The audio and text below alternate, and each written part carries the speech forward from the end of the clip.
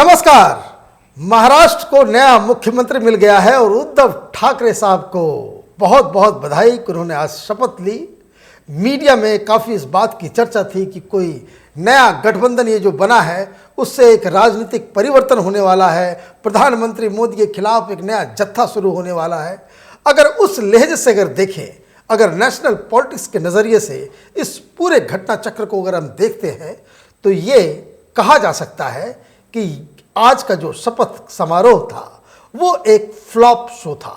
Flop show किस लिए, उसे समझने के लिए पहले इस तस्वीर को देखिए। ये तस्वीर उस वक्त की है जब कर्नाटक में इसी तरह का एक भानुमति का कुनबा जमा किया गया था।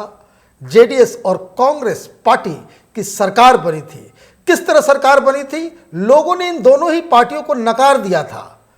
वहां पे भी जनादेश था वो भारतीय जनता पार्टी के लिए था, लेकिन संख्या नहीं होने की वजह से ये लोग, ये जो बिना मेल के, बिना आइडियोलॉजी के, बिना किसी विचारधारा के, बिना इसको कहते कि बेमेल गठबंधन जब आपने किया तो उसका परिणाम क्या हुआ वो सबके सामने है। लेकिन पहले इस तस्वीर को जरा गौर से देखिए। उस वक्त 2019 के चुनाव होने वाले थे और सारे देश के जितने तथाकथित सेकुलर पार्टियां थी वो एक जगह एक स्टेज पर नजर आई थी। और ऐसा ही कुछ आज महाराष्ट्र के बारे में कहा जा रहा था। हालांकि शिवसेना की तरफ से, उद्धव ठाकरे जी की तरफ से बाकायदा सारे पॉलिटिकल पार्टीज को, बड़े बड़े लीडर्स को इनविटेशन दिया गया था। खुद उद्धव ठाकरे के सुपुत्र आदित्य ठाकरे, हालांकि बहुत किरकिरी के बावजूद वो 10 जनपद भी गए, मान मनौवल किया, सोनिया गांधी को इनवाइट किया, वो नहीं आई। अखिलेश यादव को इनविटेशन दिया गया, वो नहीं आए। ममता बनर्जी को भी इनविटेशन था, वो भी नहीं आई। केजरीवाल भी नहीं आए, नीतीश कुमार भी नहीं आए, पटनायक साहब भी नहीं आए। वो तमाम बहुत जो तथाकथित जो सेकुलर पार्टियां हैं इस देश के अंदर में, सभी लोगों ने इस शपथ ग्रहण समारोह का एक तरह से कहे तो बहिष्कार किया है। इन सारे लीडर्स ने इसलिए इस समारोह का बहिष्कार किया क्योंकि इन्हें लगता है कि शिवसेना अभी भी अछूत पार्टी है। अछूत किस लिए, वो इसलिए क्योंकि तथाकथित ये सेकुलर जमात जो है ये मुसलमानों के वोटों से चुनाव जीतती है और उनको इस बात का डर सता रहा था कि अगर वो शिव सैनिकों के बीच खड़े नजर आए तो शायद इनको अपने यहाँ अपने राज्य में चुनाव में इसका खामियाजा भुगतना पड़े, और इसलिए ये लोगों ने बहिष्कार किया। कहने का मतलब ये है कि उद्धव ठाकरे कितना भी रंगासियार बनने की कोशिश करें, लेकिन राजनीति तो काफ़ी एक निर्मम खेल है। यहाँ कोई किसी का दोस्त नहीं है, कोई किसी का शत्रु नहीं है। सब अपने अपने इंटरेस्ट के लिए दोस्ती करते हैं और दुश्मनी भी करते हैं। तो उद्धव ठाकरे और जो सामना के एडिटोरियल के जरिए जो ये दंभ भरा जा रहा था, अभी अहंकार में कमी नहीं आई है। अहंकार को और गुब्बारा जो उसके अंदर और हवा भरा गया है इस पूरे जो घटना चक्र से। तो उनका ये कहना था, सामना में ये आया कि भाई इसका देश में राजनीतिक बदलाव होने वाले हैं। इससे बड़ा बदलाव कर्नाटक के बारे में बताया जा रहा था। उस गुब्बारे का क्या हुआ वो सबके सामने है। लेकिन जब मैं कह रहा हूं कि रंगा सियार ये सेकुलर पार्टीज अभी भी शिवसेना को समझ रही है, चाहे वो कांग्रेस पार्टी ही क्यों ना हो। कांग्रेस पार्टी ने भी इस पूरे समारोह का सरकार में होते हुए भी दिल्ली का कोई भी बड़ा नेता गांधी परिवार से वो वहां मौजूद नहीं था। ये इस बात का एक प्रूफ है। लेकिन जब मैं ये कहता हूं रंगा सियार, तो मैं इसलिए कह रहा हूं कि अब इनका कॉमन मिनिमम प्रोग्राम सामने आ गया है और कॉमन मिनिमम प्रोग्राम का 7वां ही वर्ड सेकुलरिज्म है। खबर यह थी कि लगातार मिन्नत कर रहे थे शरद पवार से, कांग्रेस के लीडर से, उद्धव ठाकरे कि कॉमन मिनिमम प्रोग्राम के जो ड्राफ्ट हो उसमें सेकुलर शब्द नहीं हो, सिर्फ संविधान के प्रारूप से ये सरकार चलेगी ये लिखा हुआ हो। लेकिन जैसा कि मैंने कहा कि शरद पवार और सोनिया गांधी जब तक ये सरकार चलते रहेगी तब तक ये शिवसेना के ईगो को बाकायदा वो मसलते रहेगी, उस पर बुलडोजर चलाते रहेगी। विरोध के बावजूद पहले ही पैराग्राफ में दो बार सेक्युलर शब्द लिखे गए हैं। और तो और इसमें माइनॉरिटी वेलफेयर की भी बात कही गई है। सच्चर कमेटी क्या है? सच्चर कमेटी एक यूपीए के दौरान मुसलमानों को खिलाने के लिए, उनको छलने के लिए खिलौना थमाया गया था, जिसमें यह बताया गया था कि मुसलमानों की स्थिति इस देश के अंदर में काफ़ी खराब है। वाकई खराब है, और इसमें कोई बुरी बात नहीं है कि आप इस तरह की बात लेकर के आते हैं और एक समाज को लेकर के आप कहते हैं कि भाई उनके उद्धार के लिए, इनके डेवलपमेंट के लिए आप कुछ स्पेशल प्रोविज़न बनाएं। ये काम यूपीए के लोग तो कर सकते हैं, लेकिन शिवसेना क्या इस बात को सामना में लिखेगी? क्या उद्धव ठाकरे अपने भाषण में ये कहेंगे कि वो मुसलमानों के लिए रिजर्वेशन लेकर के आएंगे? नहीं कह सकते। और इसलिए ये रंगा सियार का जो रंग है वो बहुत जल्दी वो दुनिया के सामने आ जाएगा।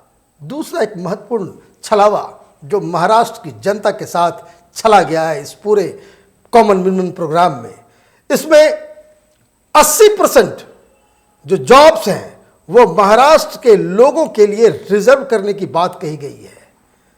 ये आप कानून तो लेकर के आ भी सकते हैं, आप पास भी करा सकते हैं, लेकिन इसकी कोई वैलिडिटी नहीं है। ये वैसा ही झुंझुना है कि जो आज तक सारी पार्टियां मुसलमानों को या अपर कास्ट को या लोकल लेवल के नाम से, रीजनलिज्म के नाम पे आप रिजर्वेशन देते आ रहे हैं। लेकिन संविधान बिल्कुल क्लियर है इस मसले में कि सिर्फ और सिर्फ ये जो जाति और स्टेटस का जो आधार है उसके अलावा रिजर्वेशन नहीं दिया जा सकता। जो रिजर्वेशन के जो प्रावधान है अब ये 60% हो गया है, कानून क्योंकि बदला गया है कि जिसमें 10% अपर कास्ट के लिए है, बाकी 50% के आसपास जो है वो ओबीसी, शेड्यूल कास्ट और शेड्यूल ट्राइब्स के लिए है।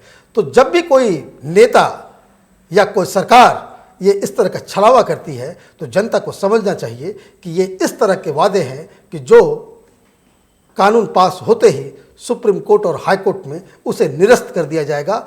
ऐसे कम से कम 25-30 बार इस तरह से हुआ है कि सरकार ने अपने हिसाब से रिजर्वेशन का झुंझुना लोगों को दिखाया, लोगों को भ्रमित करने के लिए इस तरह के जाल बिछाए, लेकिन कोर्ट से उसे मना कर दिया गया। तो कहने का मतलब ये कॉमन मिनिमम प्रोग्राम नहीं है, ये लोगों के कॉमन सेंस को चैलेंज करने वाला एक नमूना पेश किया गया है। ये अजीबोगरीब विरोधाभास है, या यूं कहें कि मूर्खता है। शिवसेना एक तरफ से कह रही है कि वो एक नेशनल पर्सपेक्टिव में एक सरकार को बना रही है, उसका नेशनल रेमिफिकेशन है, और नीतियां काफी लोकलाइज्ड और वो भी लोगों को भ्रमित करने वाला। तो कहने का मतलब ये है कि राजनीतिक दलों ने इस पूरे गेम को ये समझ चुकी है, और इसलिए ये आज का पूरा शो जैसा उद्धव ठाकरे चाह रहे थे कि पूरे देश से जो अपोजिशन लीडर्स हैं वो पहुंचेंगे, सब लोगों ने इसे खारिज कर दिया, इसे रिजेक्ट कर दिया। अब सवाल तो लोग पूछेंगे कि आपने कॉमन मिनिमम प्रोग्राम में सावरकर की बात क्यों नहीं कही? कम से कम भाषण में ही कह दिया होता कि सावरकर को भारत रत्न मिलना चाहिए, लेकिन चुप्पी। आज बड़ा मसला चल रहा है नाथूराम गोडसे को लेकर के। साध्वी प्रज्ञा ने एक विवादित बयान दिया है, उसको डिफेंड नहीं किया जा सकता है, लेकिन शिवसेना से जरूर पूछा जा सकता है कि शिवसेना अकेली वो पार्टी है हिंदुस्तान के अंदर में जिन्होंने नाथूराम गोडसे को बाकायदा उनका महिमा मंडप किया था, और तो और सामना में उसके तारीफ में बहुत सारे आर्टिकल्स लिखे गए हैं। तो क्या अब भी उद्धव ठाकरे ये कह सकते हैं कि उन्होंने विचारधारा पे कोई कॉम्प्रोमाइज नहीं किया? शिवसेना का चाल चरित्र और चेहरा बदल गया है, लेकिन दम और अहंकार अभी नहीं गया है। अभी भी कई लोग टीवी पे डिबेट कर रहे थे, महाराष्ट्र का शेर कौन, महाराष्ट्र का शेर कौन। मैं आपको एक बात बताता हूँ, जेएनयू में जब मैं पॉलिटिकल साइंस पढ़ा करता था तो वहाँ एक थ्योरी हमें समझाई गई थी। विल्फ्रेडो पैरेटो और मैकियावेली ने इस शेर और फॉक्स, लायन एंड फॉक्स की थ्योरी बताई थी कि नेता दो तरह के होते हैं, दो तरह के। एक जो शेर होते हैं, तो शेर तो वाकई हिंदुस्तान के अंदर में बहुत कम लोग हैं। अगर उससे अगर आप तुलना करें पेरेटो और मैकियावेली की थ्योरी से, तो उसमें बहुत कम लोग शेर की गिनती में आएंगे। उसमें मैं आपको बता देता हूँ, बाला साहब ठाकरे सबसे आगे होंगे, इंदिरा गांधी होगी, नरेंद्र मोदी होंगे। लेकिन इसका एक दूसरा भी पहलू है, फॉक्सेस, लायन एंड फॉक्स की जो थ्योरी है, उसमें जो फॉक्स है तो वो फॉक्स बिल्कुल वो ठीक बैठता है जो आपने आज देखा शेर के भेष में फॉक्स बनकर जब उद्धव ठाकरे आए। तो कहने का मतलब ये है कि लायन वो जो अकेला मैदान में कूदता है और अकेला चुनाव जीतकर सामने आता है, बहुमत उसके साथ होती है। और फॉक्सेस वो जो भानुमति का कुनबा, इधर का ईंट इधर का रोड़ा, और उसके बाद गेम प्लान, स्कीमबाजी, झूठ सच, सारी तिकरमबाज लगा करके, साम दाम दंड भेद लगा करके वो सत्ता पे काबिज हो, वो उसे फॉक्स कहेंगे, वो कतई लायन नहीं हो सकता है। अभी कांटों का ताज उद्धव ठाकरे के सिर पे रखा ही गया है। अभी तक मंत्रालय बटा नहीं है। खबर ये है कि अभी भी ये पूरा का पूरा जो विवाद है कि home ministry, finance minister, speaker, बड़े बड़े और भी जो मलाईदार जो मंत्रालय हैं, वो किसके पास जाएगा, इस पे सहमति नहीं हुई है। मामला बड़ा कठिन है और हर बात के लिए शरद पवार के घुटनों में जाकर उद्धव ठाकरे को उनकी अनुमति लेनी होगी। शेर किसी से अनुमति नहीं लेता। शेर जंगल का राजा होता है और राजा वही कहलाने लायक होता है जो अपने मन मुताबिक काम कर सके। दूसरे के ऊपर आश्रित रहने वाला खाना बदोश वो कोई शेर नहीं हो सकता। महाराष्ट्र का खेल अभी खत्म नहीं हुआ है, अभी तो खेल शुरू हुआ है, क्योंकि जिस तरह की खबरें आ रही है कि सरकार बनने से पहले ही लोग रूठ रहे हैं, मनाया जा रहा है, मंत्रालय को लेकर के रस्साकसी हो रही है। तो ये कब तक चलेगा?